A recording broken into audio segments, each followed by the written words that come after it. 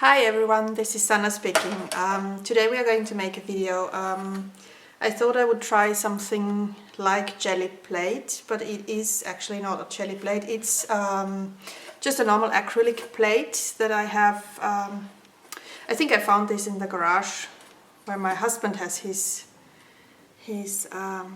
all his tools, and I'm going to use this, so let's see how this works. To the acrylic plate you're going to need, I took some watercolor paper and a brayer, and then I'm going to maybe use a stencil and a rubber, how do you call this, rubber paintbrush, yeah, that was it, sorry for my English, and then something to make structure, and this is just for making circles. And then I have this kind of palette knife that you can make structure with. This I don't know how you actually call it this in English, but I'm sure you know all what this is. And then I'm going to take some acrylic paint in yellow and blue and green. So first we're going to apply the paint. I took some, maybe I should show you what happened, because see my working surface, I had a little accident here. This is all curly and bouncy, and it's not actually the way it should be, so you should maybe take my advice. Never ever use a heating tool too long, too near to your working surface, because plastic is going to remold itself and then you cannot work like you want to. So I'm just going to use some foam, some leftover foam to put underneath so that I can get an even surface. First apply the paint. Just take your favorite colors, whatever you like.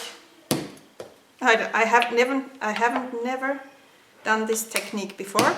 I've just watched it on YouTube, done with a real proper Gelli plate. So let's see how this works on a piece of acrylic plate. So whatever happens, here goes. Just go and apply your colors wherever you like. And it doesn't matter if they mix.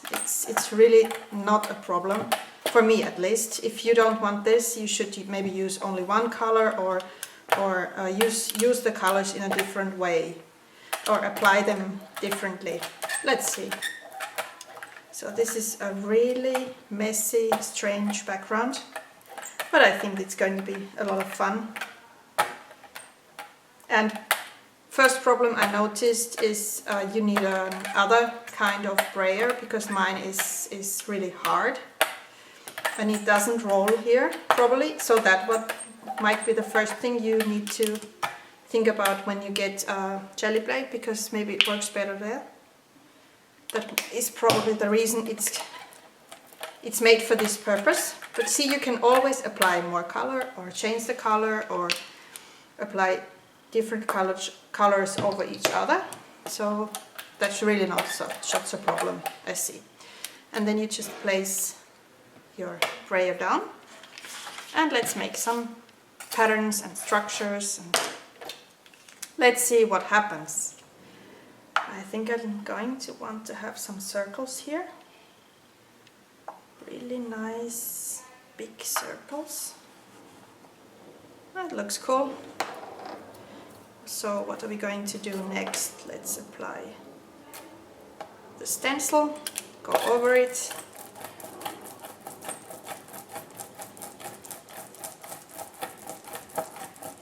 I really have no clue how this is done properly, but I just thought I'll show you my idea about it.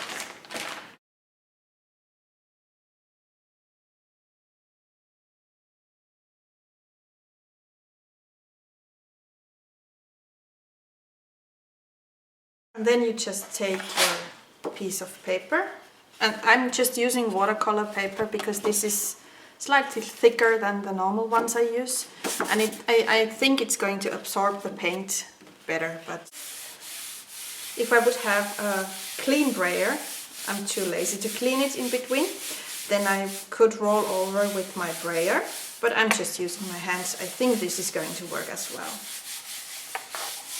So, ta-da! Really excited what is going to happen. Wow! Now this is a cool background. What do you think? I think this is going to be a nice layout. I suppose you can use it and reuse it. Okay, this is still wet, this paint, so I'm going to place it over here. Let's see what happens. And then I'm just going to go over the plate here and there with my brayer. That is still full of paint actually, but it doesn't roll that well, so that is definitely a problem. And then let's make patterns here,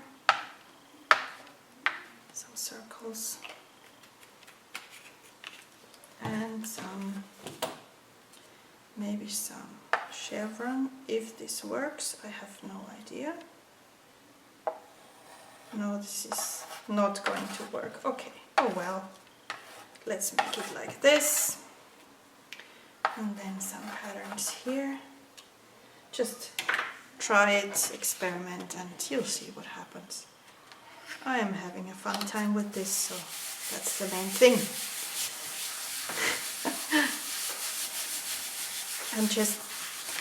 I'm using quite a lot of pressure to make sure I get as much paint as I can possibly get out of my plate. And then I'm assuming that I have to clean everything really quickly, because acrylic paint is going to dry up and then it's not going to be that easy to remove anymore. Oh, that didn't work. Oh yes, it did. It's just stuck. So I have to take this really nice Crafters Workshop stencil off.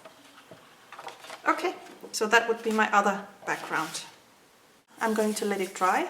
And then I'm going to use it for a layout, I think, or maybe a few cards. We'll see. See you soon!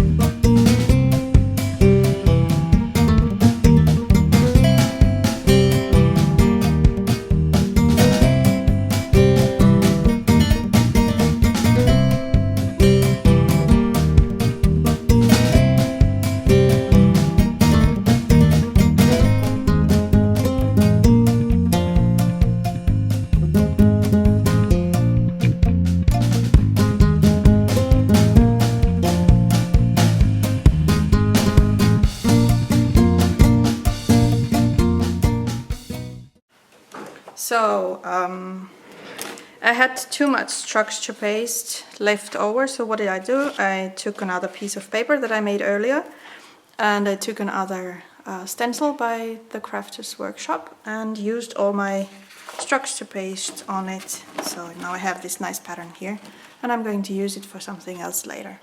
So never throw anything away, just wipe it on a piece of cardstock or patterned paper and use it for another project later.